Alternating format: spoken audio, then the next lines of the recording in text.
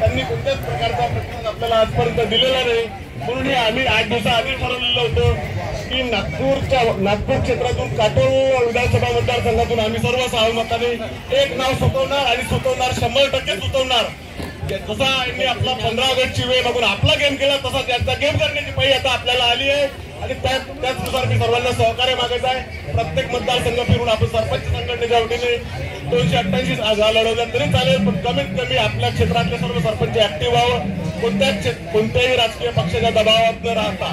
कारण खऱ्याच सरपंचांना 50% लोकांचा प्रतिसाद असतो, त्या प्रतिसादाचा फायदा घ्यावा आणि लोकांच्या समस्येकडे आपला कल वळवावा, लोकांच्या समस्या सुटाव्या याकरता आपण ऍक्टिव्ह राहणं गरजेचं आहे।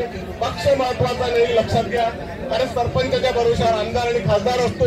सरपंच म्हणजे सर म्हणजे डोकं आणि पंच म्हणजे पाच डोक्याचा माणूस असला फक्त सरपंच असते, ते आमदाराला डोकं नाही, ते खासदाराला डोकं नाही, तेवढा पॉवरफुल डोका आपला आहे। त्या डोक्याचा वापर करा आणि समोर होणाऱ्या सर्व आंदोलनाला सामोरे जा, सर्व लढा अंगावर घ्या, बिलकुल तन मन धनाने समोर राहा, एवढं आश्वासन मी नरखेड तालुका अध्यक्ष या वतीने देतो।